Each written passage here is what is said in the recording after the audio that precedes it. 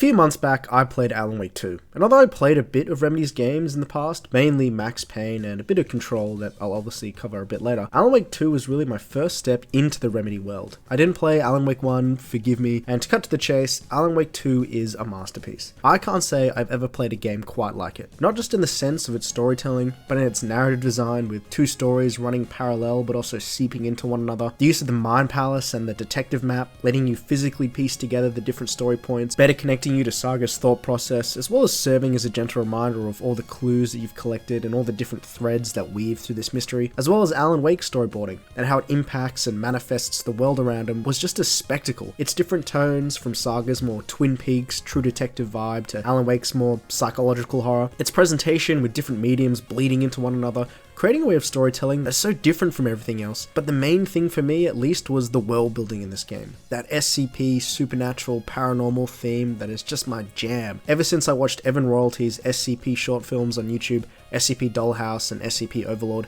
If you haven't seen those, I'll chuck them in the description because they're great. But yeah, that paranormal SCP vibe is something that I've just come to love, and Alan Wake 2, although not super focused on that, really captures it well, and finishing Alan Wake, I just wanted more. I knew whilst I was playing through it that I would inevitably return to Control, Remedy's prior game, because I just needed more of that world. Now, I played Control years ago and finished it, but to be honest, back then I wasn't really playing it for the story as much as I was playing it for that benchmarking experience, as it was just after I built my PC and wanted to test its limits, and so I never really appreciated or paid much attention to what the story was or its impact. But revisiting it this time, after Alan Wake, I really wanted to take everything I could out of the game, going in more for that world building and story, and I actually got a lot more out of Control than I did the first time around, especially in the context of just having finished Alan Wake, as well as playing Control's DLCs and the establishment of the Remedy connected universe, something that I'll touch on later. And although there were a lot of things I didn't particularly gel with in Control, mainly its combat and its pacing, the world building in that game, that Remedy world design and storytelling, as well as within the context of Alan Wake 2 is just so awesome and slick and just so juicy.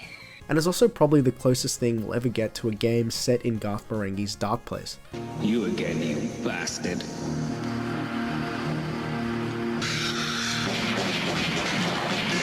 And so, here are my thoughts revisiting Control 5 years later. This is gonna be weirder than usual. Objects of power can cause or be results of AWE's altered world events, intrusions upon the perceived reality. Push the fingers through the surface into the wet. You've always been the new you.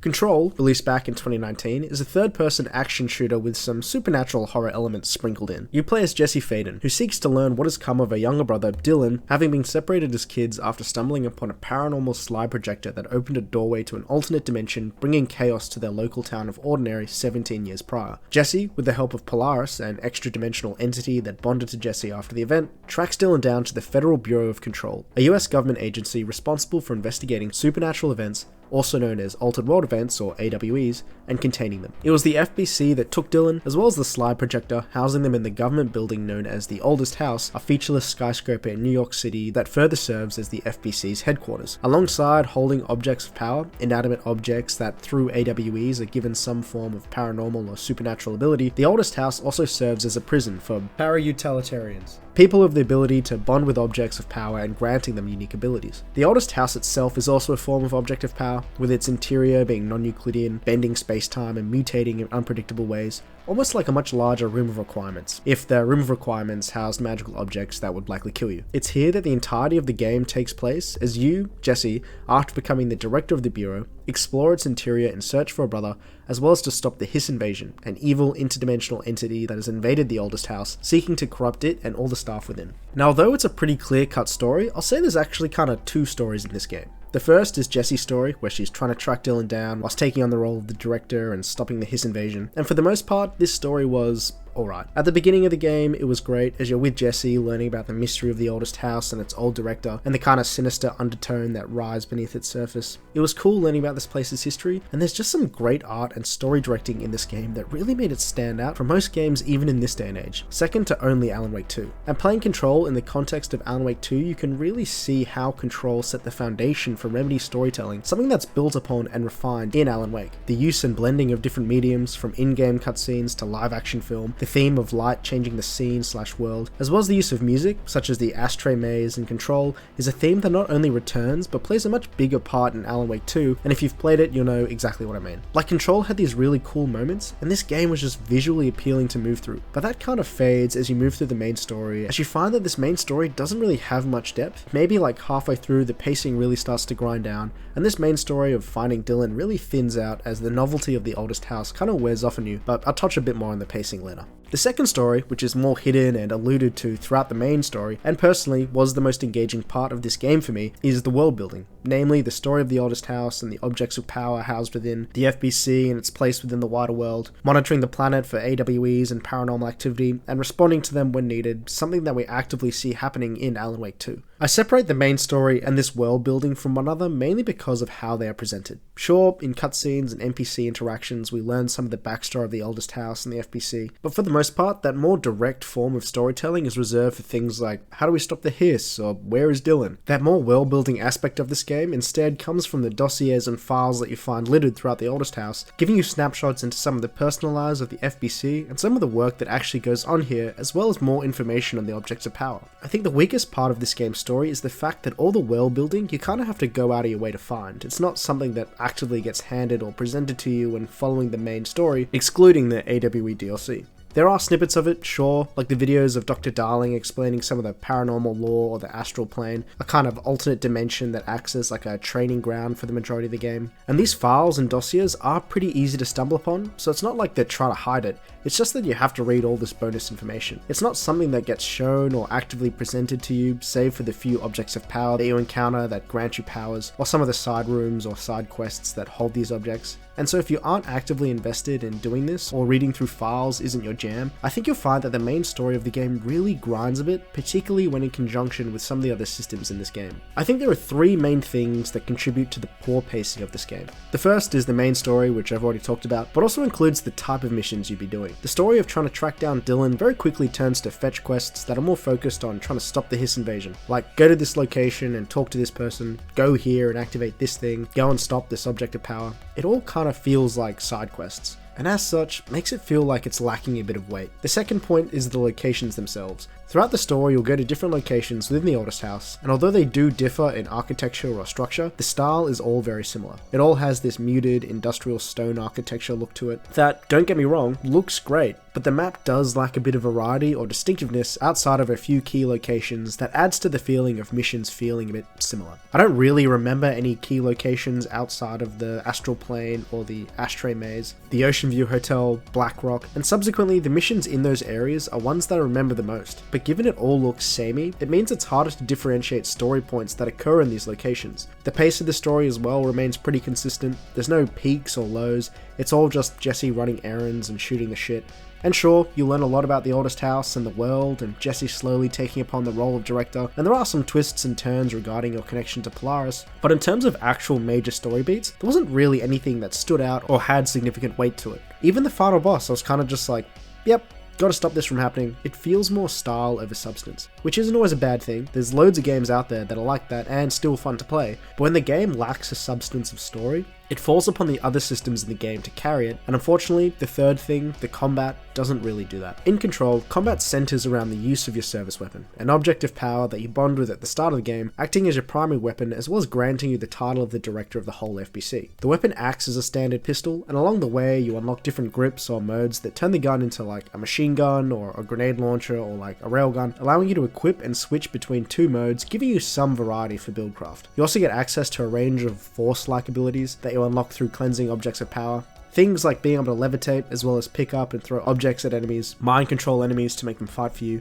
It's cool, I dig that shit. I will say that the combat feels good. Shooting enemies and getting headshots with your service weapon feels great, with some great animations, ragdolls, and particle effects, with just shit getting blown across the room. It looks and feels great. I like the abilities you get. Being able to levitate really gives you a lot of freedom in your movement, and opens the game up to some platforming elements, something that was a nice change of pace from Alan Wake 2, which is a lot more closed in. And on paper, it sounds like there's a lot to combat, but you unlock nearly everything halfway through the game, and some weapon variants just feel so much better to use than some of the others, and so I found I just stuck with the same 2 weapon variants for majority of the game, the base pistol and the rocket launcher, as I found that together they were the most versatile. But honestly, the main weapon I used was the force throw ability, as it was effective at taking down flying enemies and the tanks that had shields, particularly when you upgrade the ability's damage. You could upgrade both your weapons and abilities, but this felt pretty arbitrary and kind of video gamey, which might sound weird. The weapons you upgrade with like attachments that get dropped from enemies, or these crates that have a tier system that just boost your stats, like more critical damage or bigger explosion radius. And the ability upgrades were also just like increased mana or increased health or levitate for longer. They didn't add anything or change the way you played.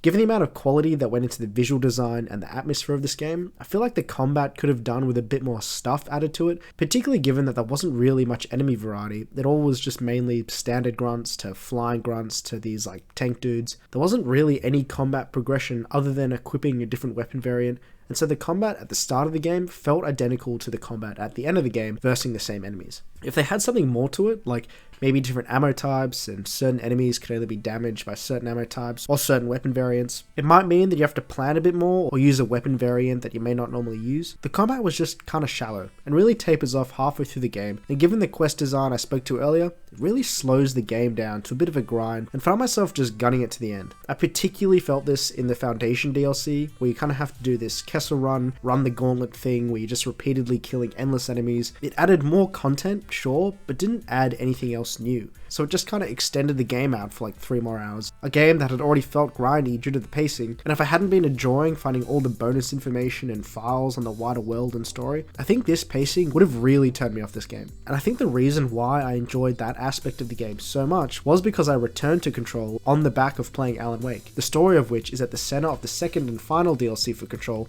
AWE. Darkness engulfed the elevator. There was something there, reaching for her, trying to make her act.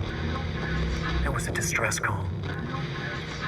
Faden sensed a drowning man, a hunger in the dark. The AWE DLC really brought this game back for me.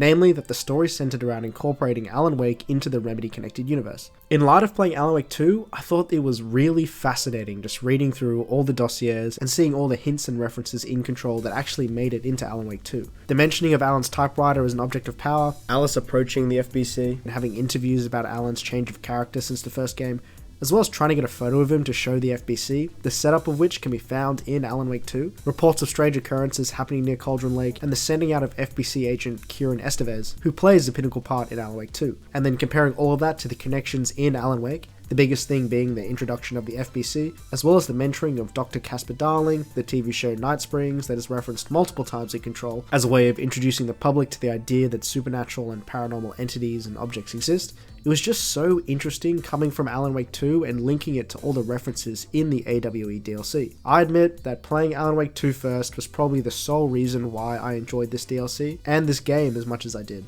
as seeing how the FBC extends out into the rest of the world really opened up the scope and scale of the Remedy connected universe. But the thing is, without Control's existence, that connection could not have happened, and hence why Control is an important game as it builds the foundation for this entire universe. Look, when all is said is done, Control was a game that I liked, but I can understand why some people may not feel the same way. I love the world this game builds, delving into the supernatural, paranormal events that have the power to brainwash people and create objects of power, FBC agents talking about all the strange shit that goes on in the oldest house, as well as just a whole host of FBC agents going missing or just getting straight up killed by objects of power. It was just so funny and fun reading through all of it, and really sets this wacky, as well as a very dark and sinister tone for the world. Like a fridge that you can't take your eyes off, else it'll kill you, so they just station a guard there to stare at it at all times. I think I can hold on for a bit. It's just my eyes. My eyes hurt so much. Just hang on, Philip.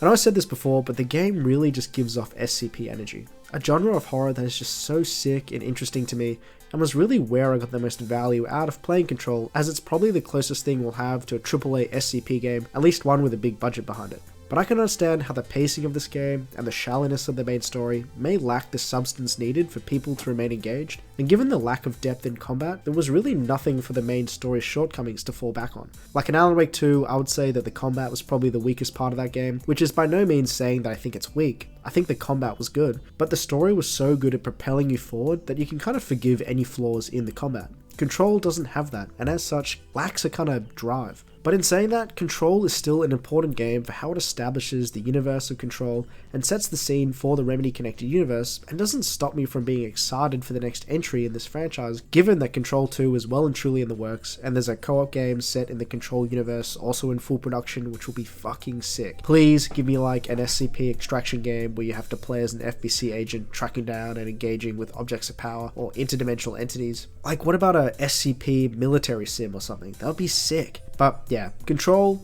bit long, bit grindy, but you can really see where Control walked so that Alan Wake 2 could run.